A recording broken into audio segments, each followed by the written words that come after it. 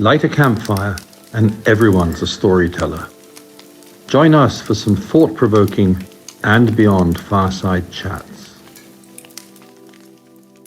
Today I'm chatting to Simon Naylor, the Conservation Manager at and Beyond Phinda Private Game Reserve in South Africa.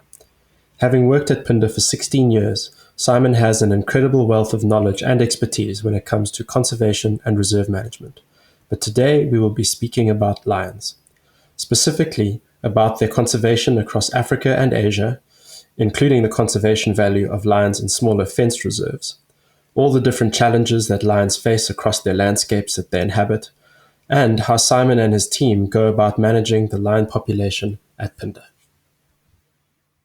Simon, thank you so much for taking the time to join us today on the podcast. Thanks, Josh. Nice to be here. I think let's dive right into it. And my first question for you, Simon, is why are lions an important species to conserve, and what are the challenges facing them today?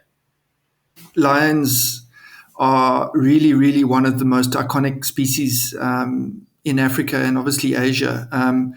And there's been a long association between lions and human beings.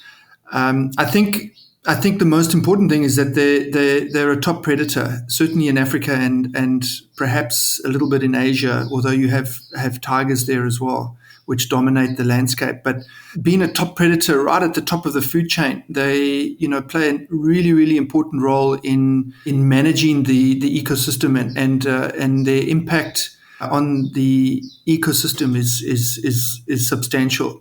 So everything underneath them, the prey and the prey that they eat and the habitat that they live in, they play such a crucial role in that ecosystem. And then obviously for tourism, they play a really important role for tourism. I mean, most people, in fact all people, that come to Africa generally on safari want to see lions. They're one of the big five, and numerous studies have shown, together with elephants, they're probably at the top of the list of what people really want to see when they come on safari in Africa. So that's I think just quickly two really important, or three actually, if you take the historical history of lions in the world. The significance that lions play in our cultures, many different cultures. So those are sort of three reasons why lions. It's really important to conserve and protect lions in Africa and Asia. And then, in terms of the challenges which are facing them at the moment, what are some of the more pressing ones? Yeah, there's a number. Being obviously top carnivores, big cats. I guess the biggest challenge is that they're coming into conflict with humans. Africa and Asia, and India in particular, where they occur, have some of the fastest growth rates in the world currently. India and Africa, the populations are really growing fast, and so.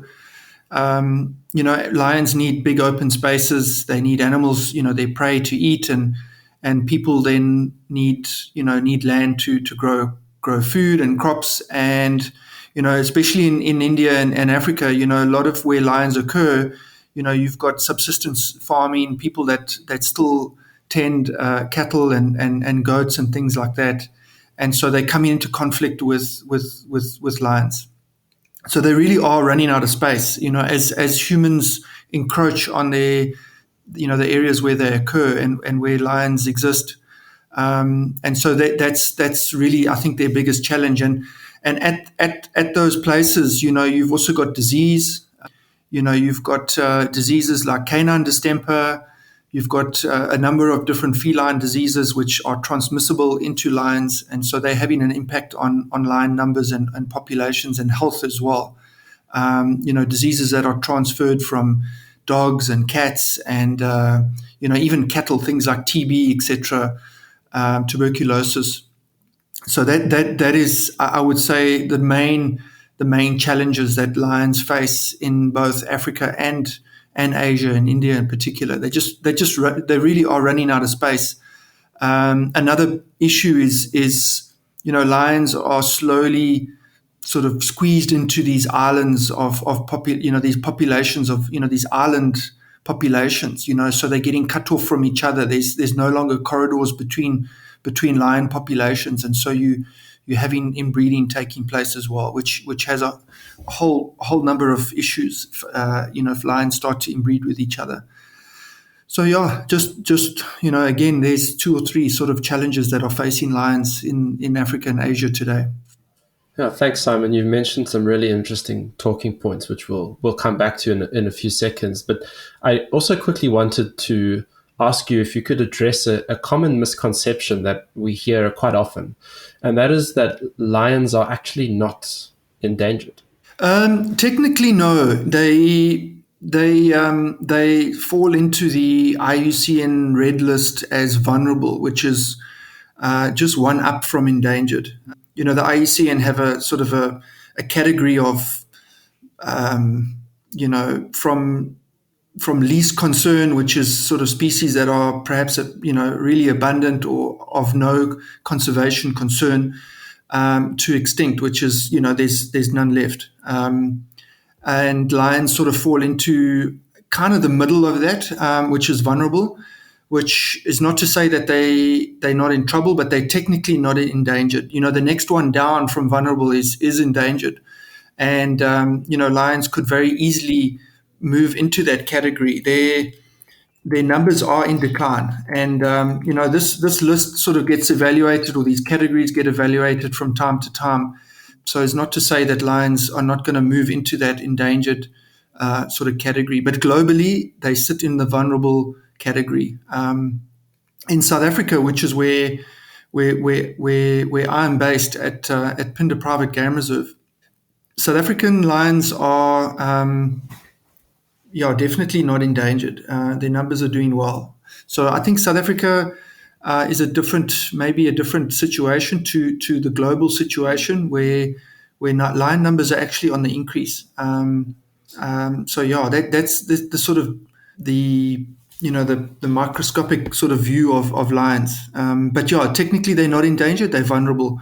But unfortunately, the numbers are in decline, and so there's probably a very good chance that they will move into the endangered category shortly, quite soon. And that's interesting. So in South Africa, they're actually doing fine or doing okay. How does this compare to their range throughout the rest of Africa, and why?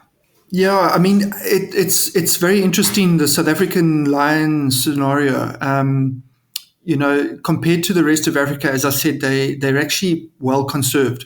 They still face similar challenges, but in South Africa, look, and it has a sort of, because of historical reasons. There was actually very few lions left in South Africa. At the turn of the century, South Africa was sort of colonized quite early on compared to other countries in Africa. Settlers and colonialists arrived here, and hunters really shot out most of the lions. There was only a few lions left in the Kalahari and in the Kruger National Park of today. Most of the lions in South Africa were shot out. They disappeared. But in the early 90s, there was this sort of boom of private game reserves and state game reserves, and this sort of resurgence of protected areas and game reserves in South Africa. And all of them introduced lions, into these sort of fenced off reserves. And lions have done very, very well. So the number of lions compared to what there were 50, 60, 70 years ago has really, really increased. And so lion numbers in South Africa are on the increase, generally. I'm not talking about lions in captive sort of breeding situations. I'm talking sort of wild managed lions in a sort of more conservation context. And lions are doing well in the Kruger National Park, and there's obviously a large number there. I would say compared to the rest of Africa, it's the opposite effect. In the rest of Africa, lions are generally stable in number or in decline. I think most countries in Africa lion numbers are in decline. So yeah, South Africa, maybe Swaziland and Botswana and Namibia, probably a similar situation. They're in these sort of well-managed, sort of fenced-off parks where their numbers grow quite quickly. But yeah, compared to the rest of Africa, where they're in decline, it's quite different. And you've already mentioned that historically lions roamed all the way from Europe to Asia and Southern Africa. And you've spoken into the competition that they have with humans for space and agriculture and the habitat fragmentation that that's causing. Could you paint a picture for us of what the current range is available to lions and what kind of areas they are able to inhabit now? Yeah, sure. I mean, look, lions were widely distributed across Africa, in Asia and even into Europe, many, at the turn of the century. Now they sort of occur in small pockets and areas. There's still a few lions left in West Africa, in Senegal and Benin. There's the odd lion sort of pops up in Sierra Leone and Guinea, some of those West African countries, but really the numbers are very, very small, and some people might even say that they're not viable populations. The sort of largest group or numbers of lions, I would say, are perhaps in Central Africa now, countries like Central African Republic, and, there's lions in Uganda, DRC, in Sudan, perhaps, and then obviously East Africa. There's a stronghold of lions in East Africa. Populations in Kenya, Tanzania, and then in Southern Africa you've got a lot of lions. Botswana has large numbers of lions. Namibia, I guess there's probably lions in Angola, and Zambia, of course, and Mozambique, and then South Africa. So those are the sort of the main strongholds of lions left. I would say East Africa, there's populations of lions in Central Africa, and then Southern Africa is the other large sort of remaining stronghold of lions. That's in Africa. And in Asia, there's one population of Asiatic lions in the Gir sort of forests in Gujarat in Western India. And how does this scattered distribution of lions through a number of environments and different types of reserves, how does that distribution affect their conservation and management? Well, it affects it obviously because lions need large landscapes. They need large areas to disperse and to roam, and they need large populations of antelope and ungulates to feed on. And I guess it affects them when these populations are isolated from each other, which is what's happening now. I think East Africa and Southern Africa have the sort of largest remaining populations. The Serengeti, the Masai Mara, the Sulu, or now the Nyerere National Park. And then you've got in Botswana, you've got Chobe, Moremi, Sovuti, which has a really large population of lions, so they can disperse into Zimbabwe, even Wangi. And then in South Africa, you've got the Kruger National Park, which has got a few thousand lions as well. So I think lions need large areas, and the research has shown that it's only in these large areas where you've got up to sort of 1,000 animals, maybe more, and 100 prides, where they can sort of be self-sustaining. In other words, where nature runs its course, and lions will regulate their own numbers and interact and evolve as they would. Natural selection would take place. They don't need management or intensive management, should I say. And that's kind of why these large areas are important, is because you want lions to sort of manage themselves and let nature take its course. Where it's different in Southern Africa, and certainly in South Africa, you've got these small isolated populations where obviously the management has to, there has to be intensive management of the populations of the lions themselves. So I think that's sort of maybe the key feature in the distribution of lions currently now. You've got really fewer and fewer of these large populations where they manage themselves. And what are some of the challenges of managing lions in the smaller fenced reserves that you're speaking about?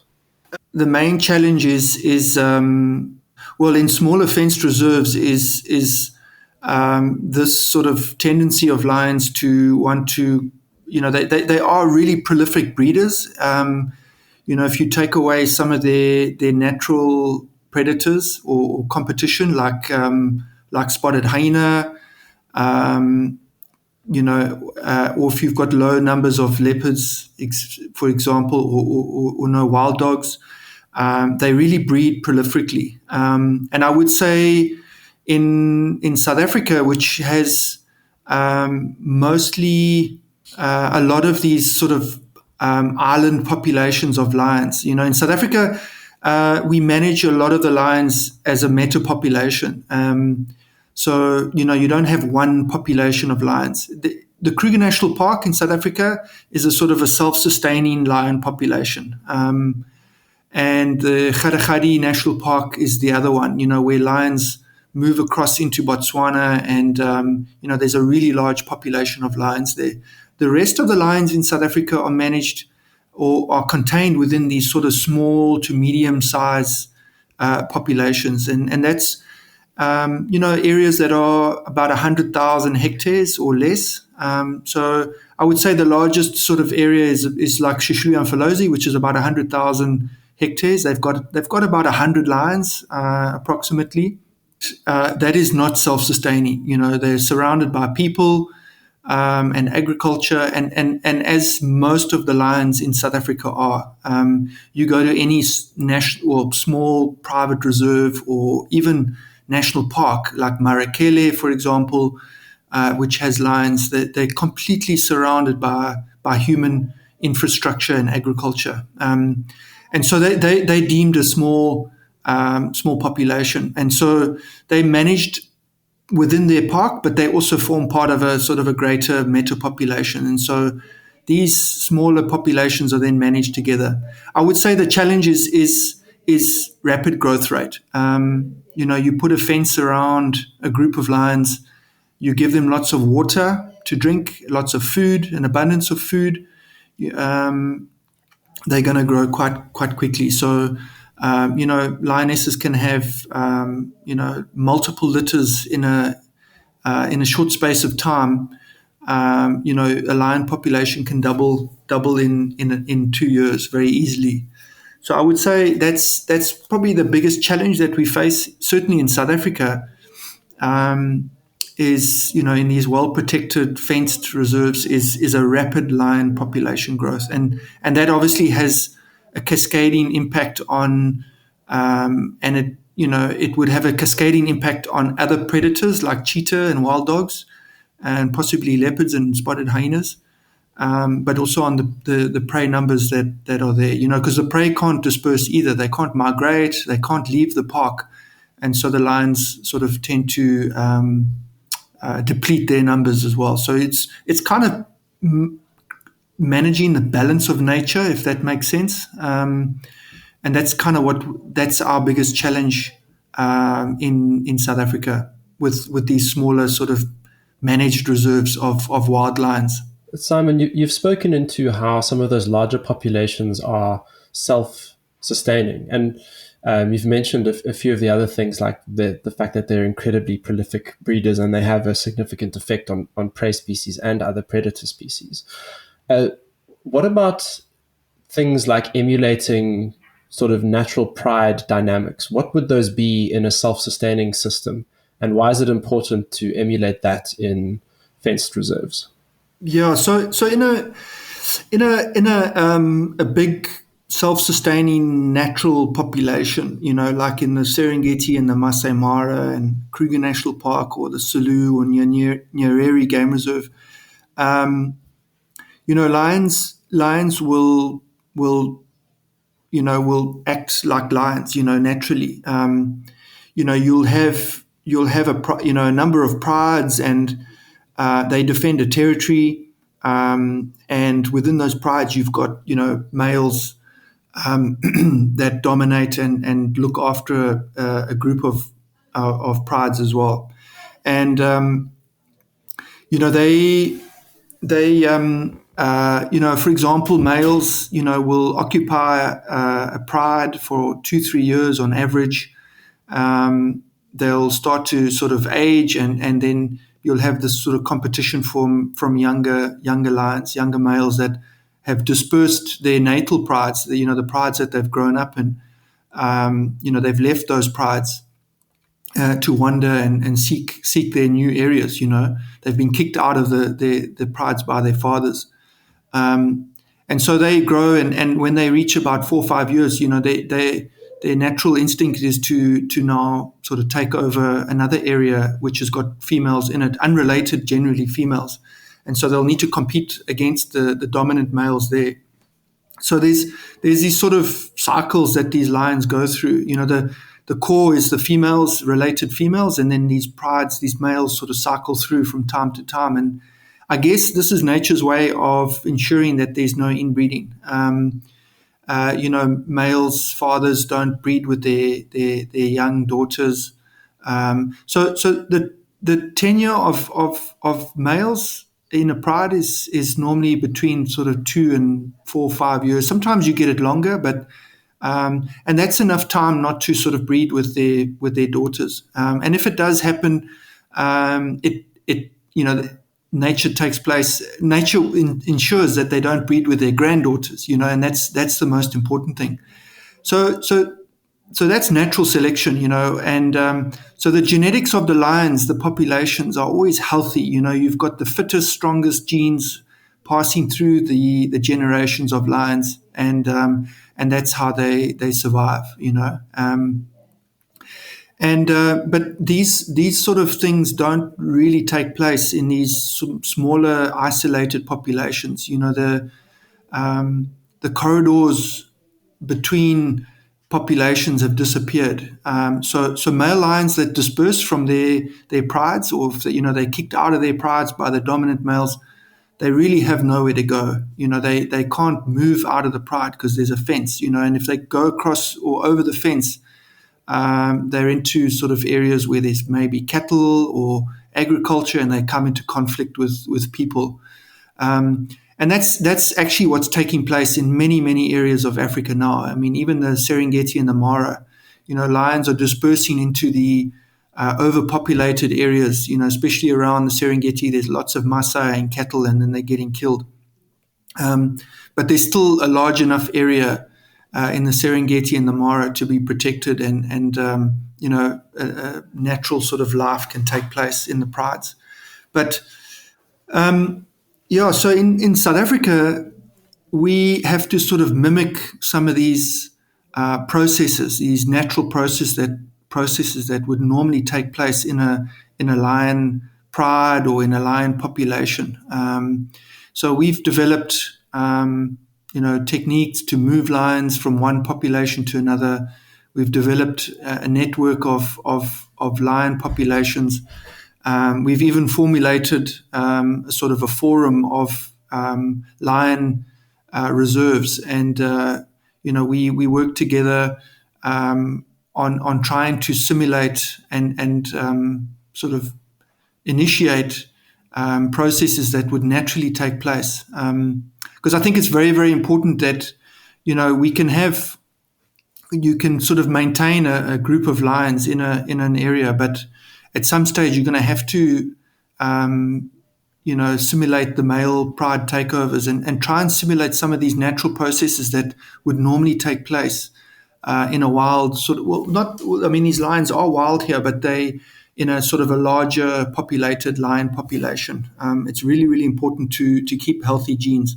One of the other issues that we face, as I mentioned, is disease. And, when you have inbreeding, and because nature can't take place, we have to avoid inbreeding at all costs. And because healthy genetics, healthy lions will naturally resist diseases, and that's kind of why. Well, that's what we do in South Africa, is we mimic some of these natural processes. So a lot of the time we move in lines between populations, just to sort of mimic pride takeovers, and some of the behavioral impacts of pride takeovers.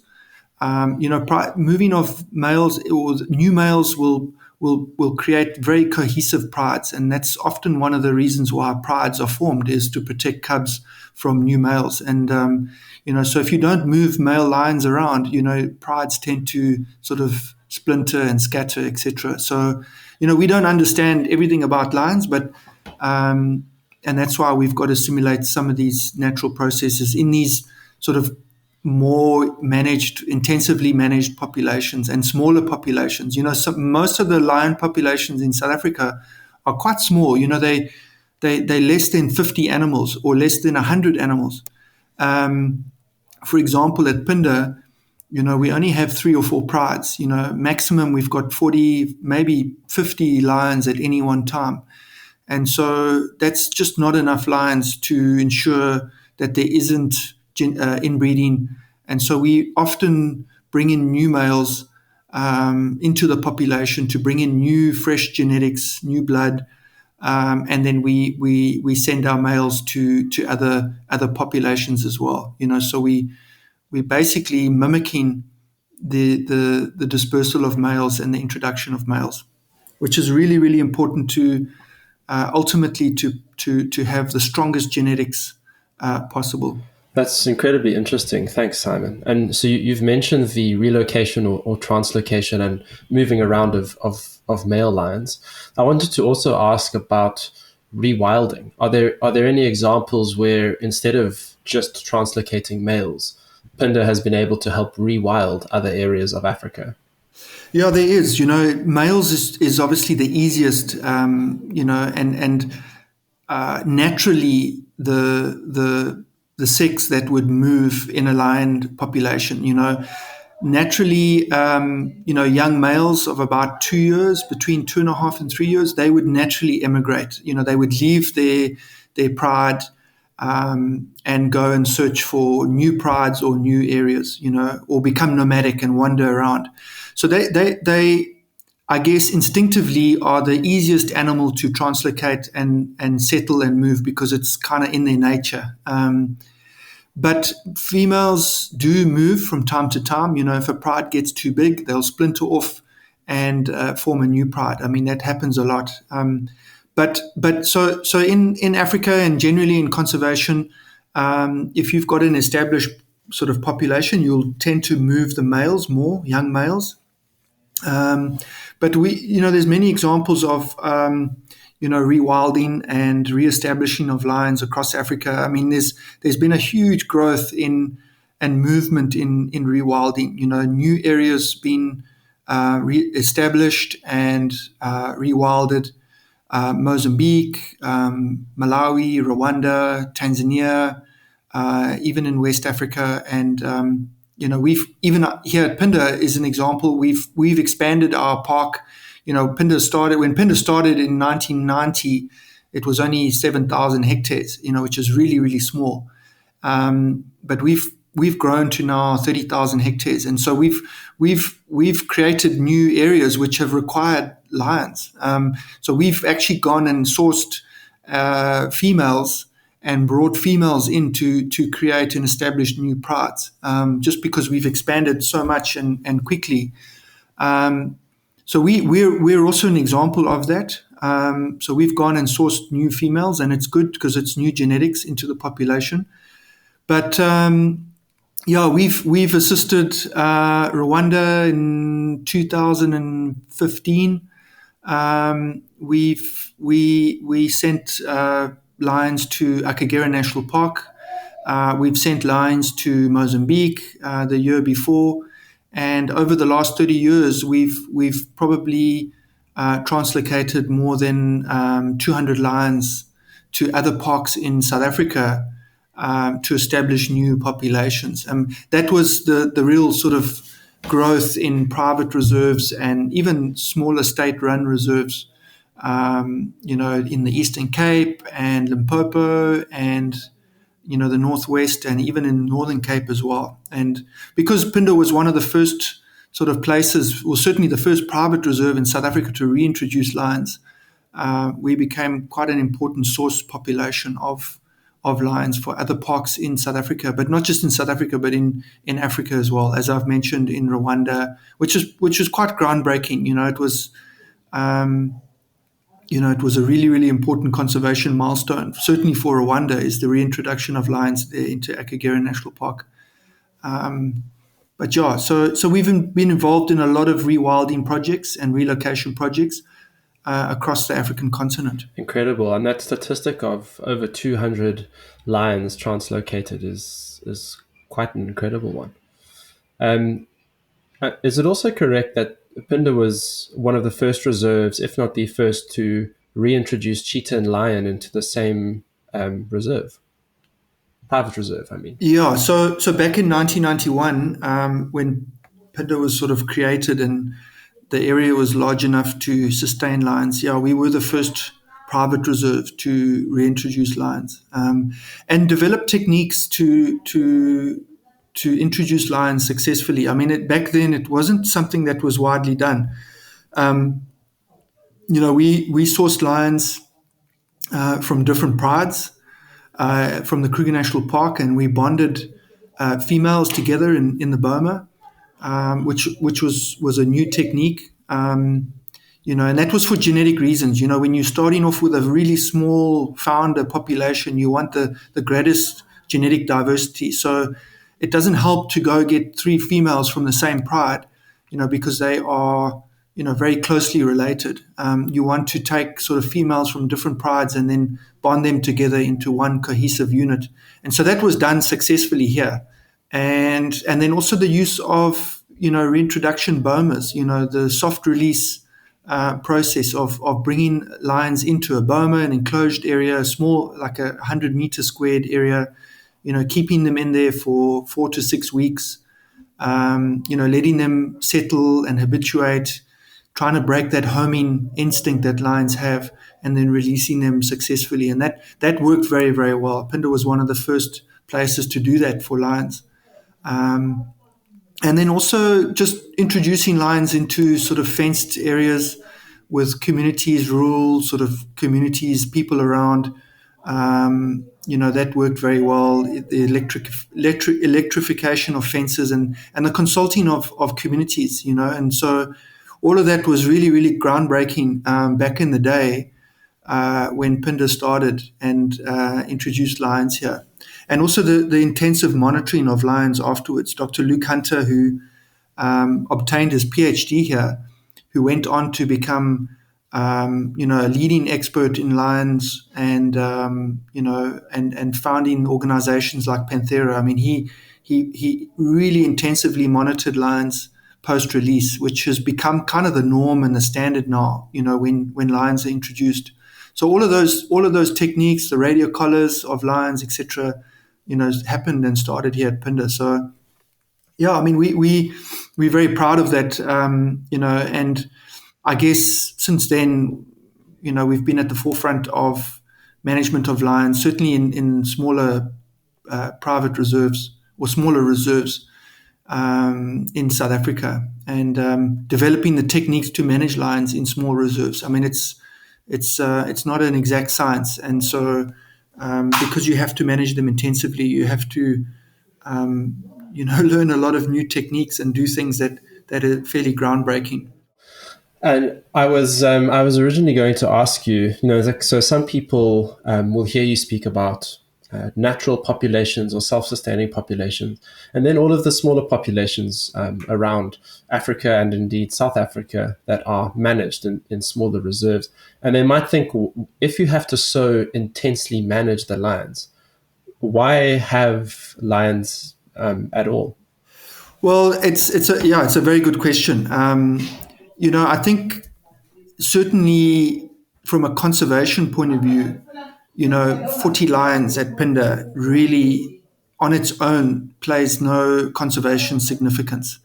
in the greater scheme of things. I think ultimately, as conservationists, we want to ensure that lions and their healthy genetics are sustained into the future. But collectively, if you've got 100, which is, I think I don't know the exact figure, but there's probably about 40 to 50 small populations in South Africa that form a collective and are managing these smaller populations in a professional, ethical, and best, using best management practice. Collectively, you've got about 3,000 lions, which is a significant number if you compare it to the total lions left in Africa, which is debatable, but most authorities and experts believe that there's around 20,000 lions, maybe less. That's a significant number. And if the lions are healthy genetically, they're free of disease, and they are, existing, well protected, I do believe that alone is really, really important. And like we've seen now in the rest of Africa, lion numbers are in decline. And what we're seeing more and more is that South African lions, like lions at Phinda, the 40 that I referred to, are being used as a source population to rewild or restock where they've gone extinct. I'll use Malawi, for example. So lions from South Africa were brought to Malawi, to 2 or 3 parks in Malawi, because they went extinct in the country. There were no longer lions there. And now the lions in Malawi are flourishing. They're doing really, really well. And so, and Rwanda is another example, and Mozambique is another example. And who's to say that in 10, 15 years, there's not going to be other examples of lions from South Africa going from these small populations. So the long story is all these small populations, if they managed well and as a collective, as a meta population, as we like to call it, in a structured way, play a really, really significant role in the conservation of the lions in Africa.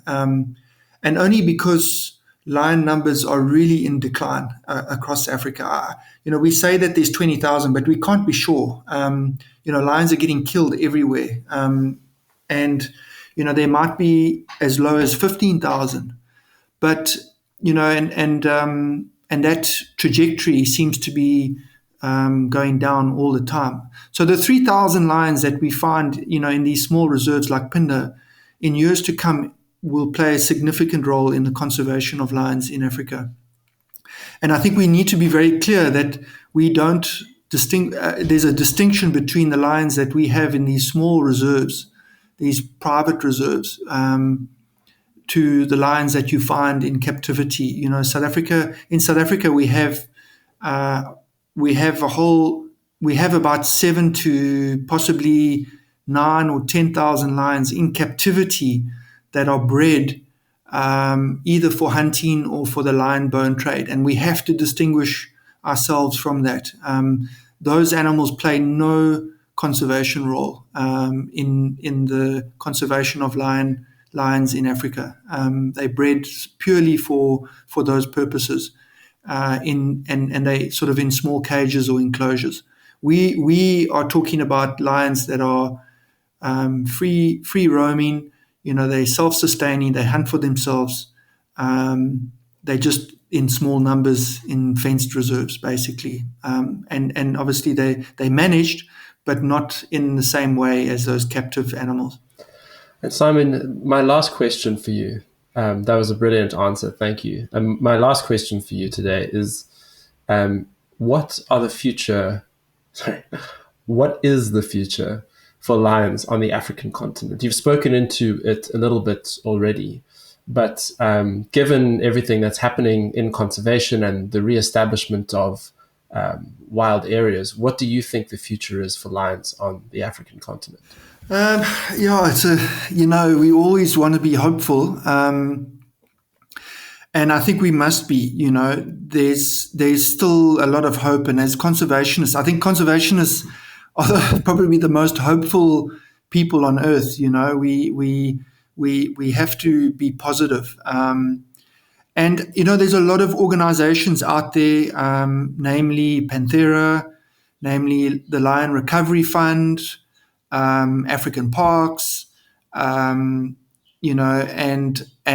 organizations like LIMF, which is the Lion Management Forum in South Africa, that are doing really, really good work in not just sort of protecting and conserving lion populations, but increasing the numbers of lions, the populations of lions.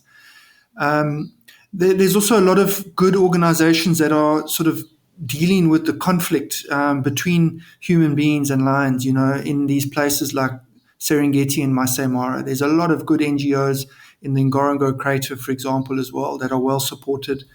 So I guess we have to be hopeful, but we also have to be realistic that, if we don't tackle some of these issues like human population growth, we are going to end up, in a situation where lion numbers are going to decline. You're going to be left with these islands or these small populations of lions, and then they won't exist, because they'll become inbred and disappear. So yeah, it's very challenging. I think lion numbers are going to decline still, but I'm hopeful that we'll get to a point where we'll reach a sort of a plateau, and hopefully we can increase the numbers again. And we have to look after the populations that we have, and support the organizations that are doing great work in Africa. Protect the remaining populations and to grow new ones. And we have to focus, I guess, on the larger populations that are remaining. The ones that are perhaps more viable than the smaller ones. But yeah, I'm hopeful. I mean, there's a lot of good people, organizations, and certainly in South Africa, it looks good. The parks that have lions are well protected. Tourism.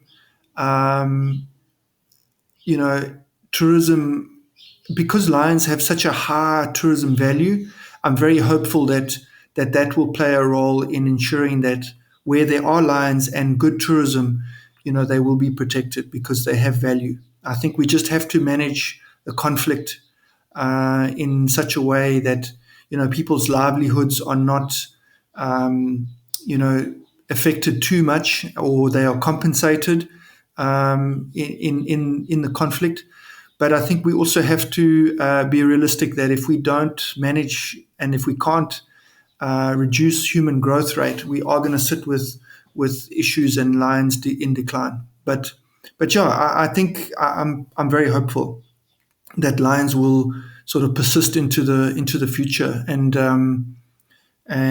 we can sort of conserve them as naturally as possible. Thanks, Simon. It's been fascinating to get your insights and your wealth of knowledge and experience on managing lions in small reserves, and to learn about all of the conservation that is currently happening to protect this iconic species. So thank you so much for your time today and for joining us on the podcast. Thanks, Josh. Thank you for listening to Leave Our World a Better Place. Don't forget to subscribe to make sure that you never miss an episode. If you'd like to find out more about And Beyond, please log on to our website at andbeyond.com.